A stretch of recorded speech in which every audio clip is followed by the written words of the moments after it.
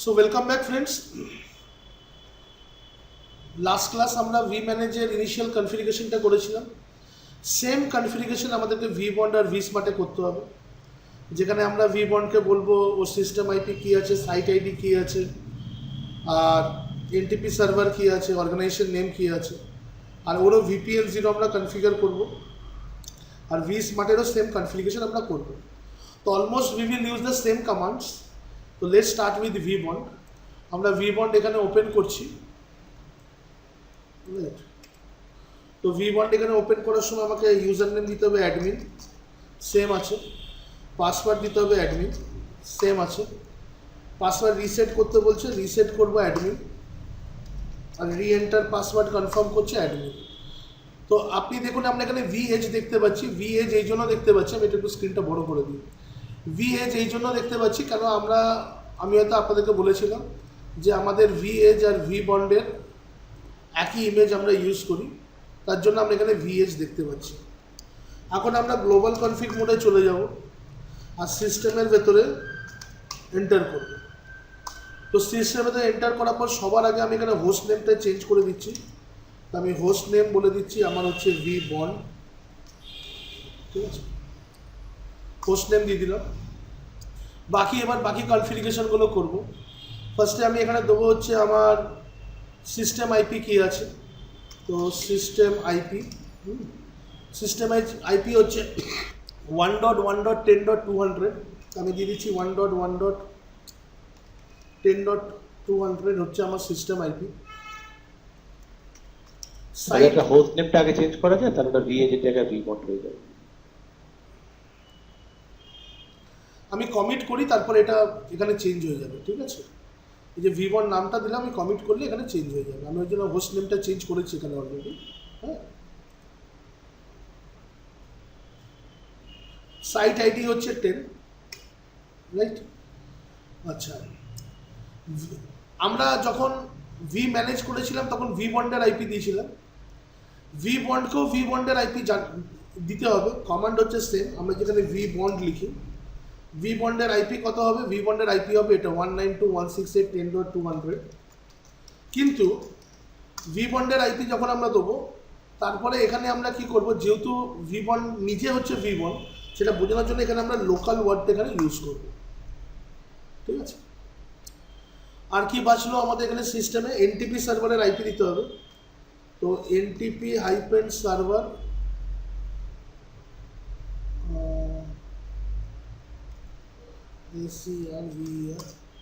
NTP সার্ভারের IP কত হচ্ছে 192.168.10.230, ঠিক আছে। দেখি এন্টার।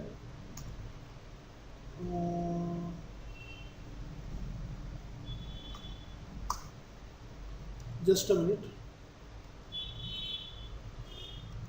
NTP server 192.168.10.230, ওকে।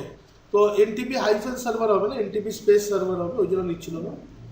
তো আমরা এখানে কি করলাম, সিস্টেম কনফিগারেশনে হোস্ট নেমটা চেঞ্জ করে দিয়েছি, সিস্টেম আইপি দিয়ে দিয়েছি, সাইট আইডি দিয়ে দিয়েছি, vBound-এর আইপি এবং vBound লোকাল সেটা এখানে বলে দিয়েছি, আর আমরা এখানে এনটিপি সার্ভারের আইপি দিয়ে দিয়েছি। এবার আমরা এখান থেকে এক্সিট করব। আবার আমরা এখান থেকে এখান থেকে এক্সিট করছি। কোথা থেকে? এনটিপি থেকে এক্সিট করি। আচ্ছা, আর একটা জিনিস আমাদের বাকি আছে। আমরা কোথায় এসেছি? কনফিগ সিস্টেম মোডে, অর্গানাইজেশন আইডি। তো organisation name, actually organisation name আমি এখানে বলেছিলাম আমরা দেবো SDWAN Lab 01। তো এটা হচ্ছে আমাদের অর্গানাইজেশন নেম, ঠিক আছে। এইবার এটা দেওয়ার পর আমরা এখান থেকে এক্সিট করব, আর আমরা এখানে কমিট করব। তো after I press the commit command, দেখতে পাচ্ছেন এখানে নেমটা vBound এখানে চেঞ্জ হয়ে গেছে, ঠিক আছে। এইবার আমরা একটা কাজ করছি।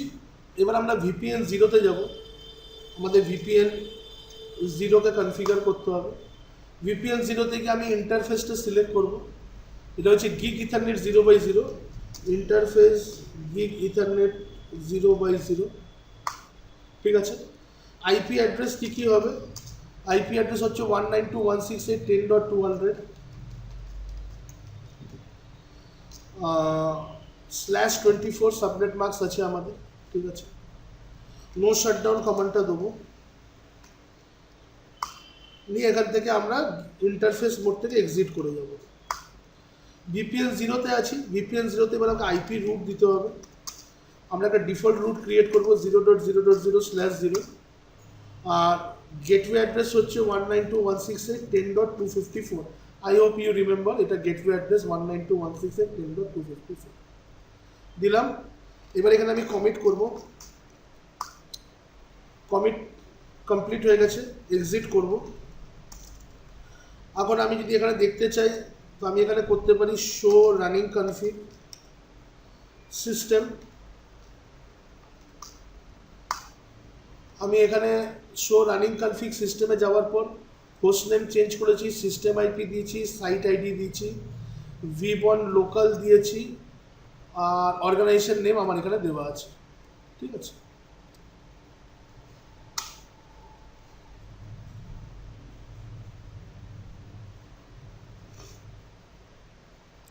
এনটিপি সার্ভার অ্যাড্রেস এখানে দেওয়া আছে, ওকে।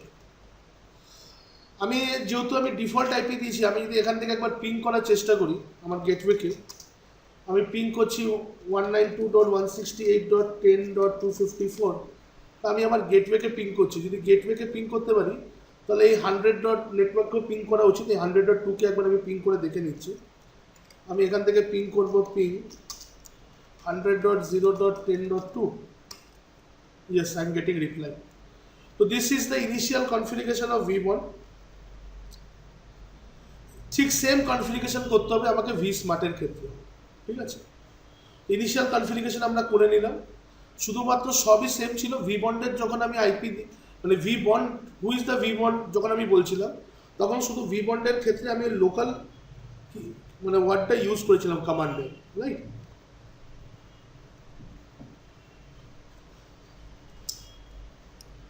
নেক্সট আমি vSmart-এর কনফিগারেশনটা এখানে আমি করব।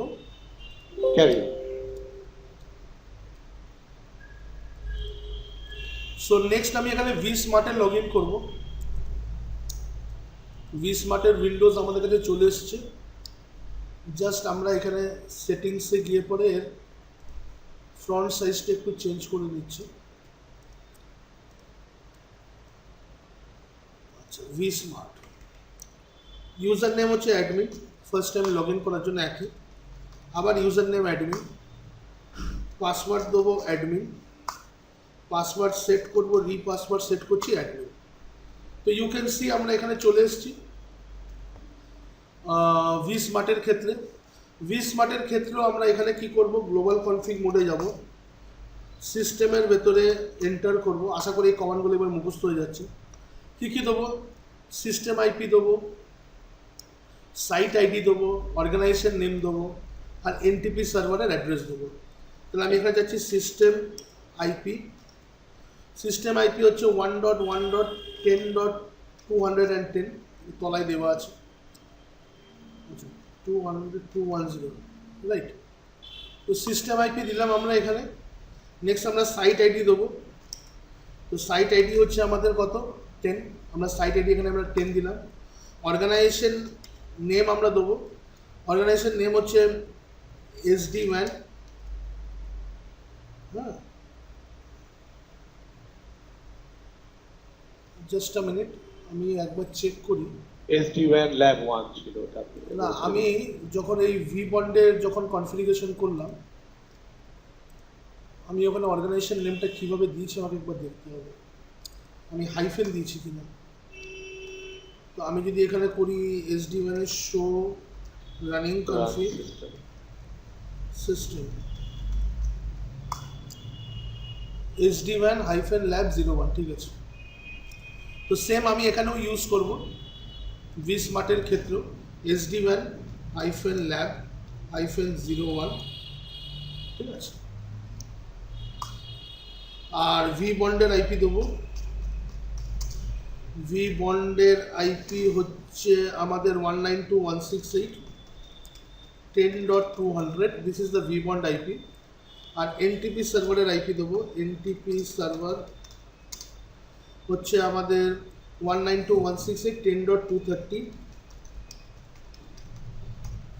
192.168.10.230 আমরা দেবো এখানে। এবার আমরা এনটিপি সার্ভার এখান থেকে এক্সিট করব। এনটিপি থেকে এক্সিট করলাম, সিস্টেমে এলাম, কমিট করব and we will commit the changes. ঠিক আছে, এবার এখান থেকে এক্সিট করে যাব vSmartে। এবার vSmartের আমরা VPN 0কে কনফিগার করব। আমরা VPN 0তে আসব। আপনার এখানে ইন্টারফেস ETH 0 আছে, ওকে, ইন্টারফেস ETH 0 স্পেস হবে না, আমি এখানে ইন্টারফেস ETH 0 দিলাম। আইপি অ্যাড্রেস দেবো, আইপি অ্যাড্রেস হচ্ছে আমার 192.168.10.210 210। তো 210ই দিলাম আমি এখানে আইপি অ্যাড্রেস /24। নো শার্ট দেবো, নিয়ে ইন্টারফেস মোড থেকে বাইরে আসবো, নিয়ে আইপি রুট করে ডিফল্ট রুটটা এখানে আমি দিয়ে দেবো যে 0.0.0.0/0 যদি নেটওয়ার্কে যেতে হয় তাহলে 10.254 ডিফল্ট রুটটা দিলাম।